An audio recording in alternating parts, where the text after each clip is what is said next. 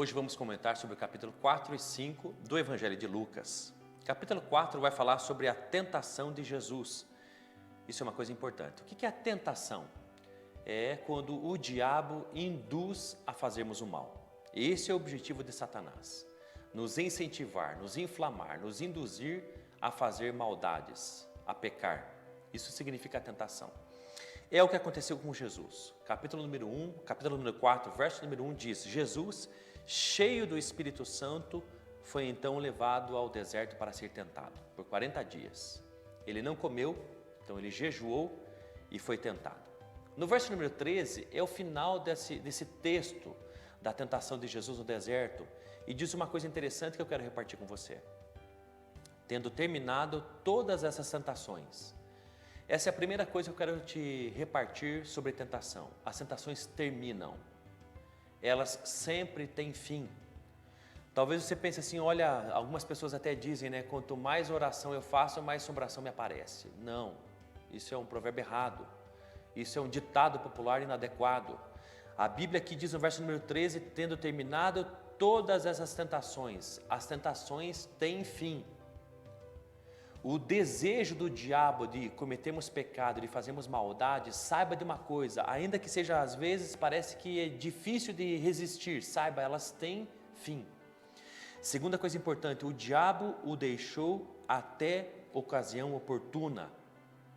Quando resistimos ao diabo, saiba que ele é derrotado e nos deixa.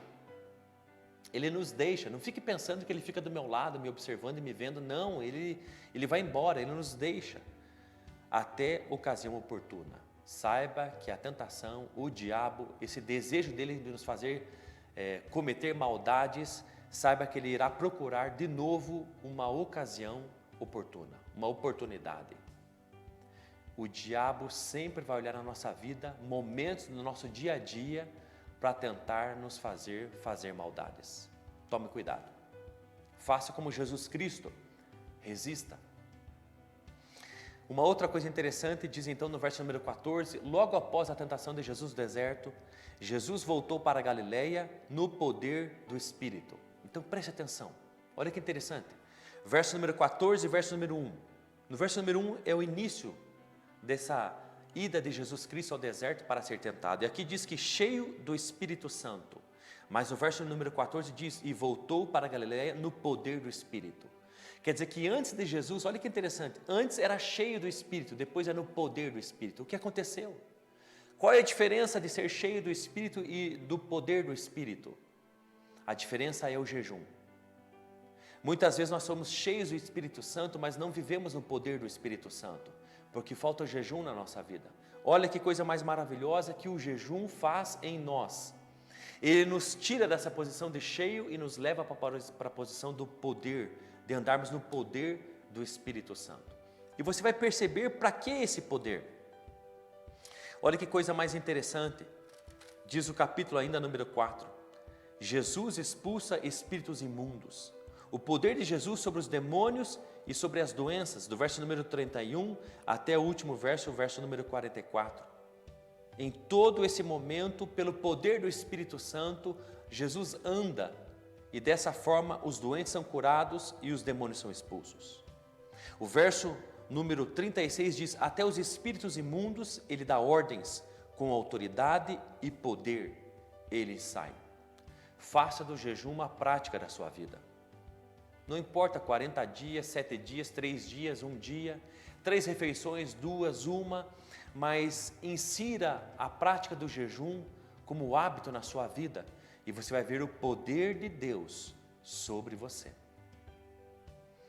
A palavra de Deus diz, no verso número 40, ao pôr do sol, o povo trouxe a Jesus todos os que tinham vários tipos de doenças e ele os curou, impondo as mãos sobre cada um deles. Além disso, de muitas pessoas saíam demônios gritando, tu és o Filho de Deus.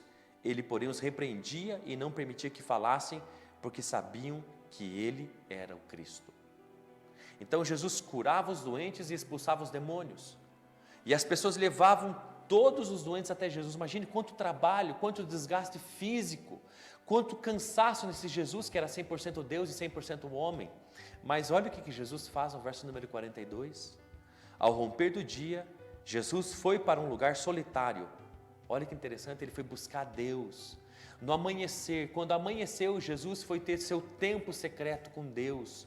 No lugar sem as pessoas, sem as multidões, solitário, para buscar Jesus. As pessoas o encontraram. E olha o que ele respondeu a elas. Mas ele disse, verso 43, é necessário que eu pregue as boas novas do reino de Deus noutras cidades também, porque para isso fui enviado. E continuava pregando nas sinagogas da Judéia.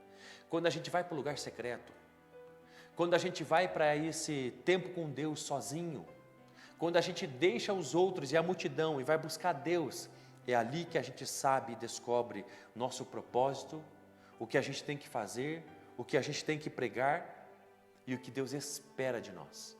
É ali que a gente compreende que não tem a ver conosco, mas como Jesus diz, é necessário que eu pregue as boas novas do reino de Deus em outras cidades. É ali que a gente descobre que não tem a ver conosco, mas tem a ver com os outros, aquilo que Deus quer fazer. Capítulo número 5, vai falar então sobre o chamamento dos primeiros discípulos.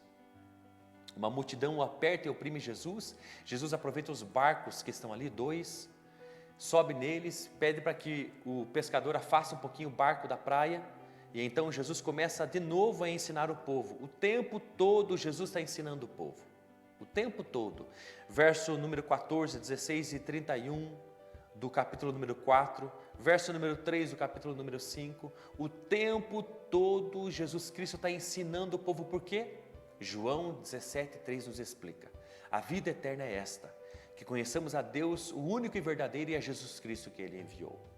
O tempo todo Deus está querendo, focando isso, seu ensino. Como diz Agostinho, muitos amam a verdade quando essa os esclarece, mas a odeiam quando as acusa. E você vai perceber que o povo aqui nesse capítulo número 4 e 5 querem matar Jesus. Então nesse chamamento dos discípulos, esse pescador é Pedro, que então no seu barco Jesus entra, e aí depois do seu ensino Jesus diz, olha, lance as redes um pouquinho mais em águas profundas. Pedro, como pescador experiente, diz, já lançamos a noite toda, mas pela tua palavra eu vou fazer isso. Pedro está disposto a obedecer Jesus. E o que acontece?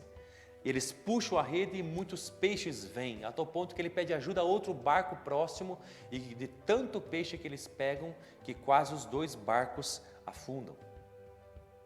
Nesse momento Pedro diz, afaste de mim, Senhor, porque sou um homem pecador. Pedro ficou aterrorizado, apavorado. Ele percebeu, ele é um pescador experiente, ele viu o milagre de Deus ali. Ele disse, se afaste de mim. Perto de Jesus Cristo, os pecados de Pedro são nítidos. Você, quanto mais perto de Jesus, tem percebido os seus pecados? Você não tem se sentido tão pecador? Cuidado, talvez você esteja afastado do Deus vivo.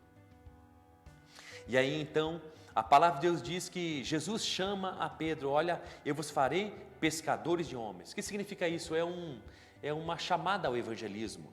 Como Jesus também chama do pastor à procura das ovelhas perdidas, ou dos trabalhadores na época da colheita. Pescadores de homens é isso, é a chamada ao evangelismo. Vocês vão ganhar almas para Jesus, para mim. A palavra então vai falar sobre a cura de um paralítico. Os seus amigos, a multidão, Jesus está numa casa e a multidão o cerca e oprime, não tem por onde entrar. Os amigos desse paralítico sobem no telhado, abrem, fazem uma abertura e descem então seu amigo por ali, pelo telhado. Jesus os cura, mas Jesus diz uma coisa interessante, perdoados são os seus pecados. Até aqui, as pessoas percebem então o poder e a autoridade de Jesus para ensinar, para curar e expulsar demônios. Mas aqui uma coisa mais maravilhosa, Jesus está mostrando que tem poder e autoridade para perdoar pecados. Cada vez mais o ensino de Jesus é profundo, essa importância da gente não desistir de andar nos caminhos de Deus, porque cada vez mais a gente vai se aprofundar no conhecimento e nas coisas de Deus. O paralítico é curado. A multidão disse, hoje vimos coisas extraordinárias, e é assim com quem anda perto de Jesus, sempre vê coisas maravilhosas e extraordinárias. Venha para a igreja, participe de uma célula, esteja perto de Jesus e veja coisas poderosas e extraordinárias acontecendo. E no final do capítulo número 5, então vai falar sobre o chamado de Mateus, esse publicano, cobrador de impostos. Jesus olha para ele e diz, me siga, e ele segue. faz uma janta na sua casa, chama Jesus, chama seus amigos, amigos do serviço, e muitos se convertem a Jesus Cristo. Os escribas, os fariseus reclamam de tudo isso, que você come Jesus com os pecadores e publicanos, mas Jesus diz: eu não vim chamar justos, mas pecadores ao arrependimento. Que interessante. Os fariseus viam que os outros tinham que mudar, mas não viam em si mesmos o que deviam fazer, que era se arrepender dos seus pecados. Então, a última parte do capítulo 5 vai falar sobre acerca do jejum. Muitos dos escribas e de fariseus chegam até Jesus e dizem: olha, os discípulos de Jesus, de João, jejuam. Os fariseus também jejuam, mas os seus discípulos não, comem e bebem o tempo todo. E então Jesus faz uma analogia com o noivo, de festa e alegria, porque esse é algo novo. Jesus, como noivo, veio trazer um novo amor, uma nova alegria, e essa é a vida cristã, é cheia de amor e de alegria. E Jesus diz: olha, eu não vim botar remendo em nada, e vocês não gostam de coisas novas, muito pelo contrário, o vinho velho é melhor, vocês estão acostumados às coisas velhas e não gostam das novas, mas eu vim trazer algo novo. Deus quer algo novo na tua vida. Deus quer algo novo no teu coração, na tua família, no teu casamento, na tua alma. Deus quer algo novo dele em relação a você, quer se manifestar a você. Chega de remendos, chega de gostar das coisas velhas, aceita o novo de Deus. Deus te abençoe.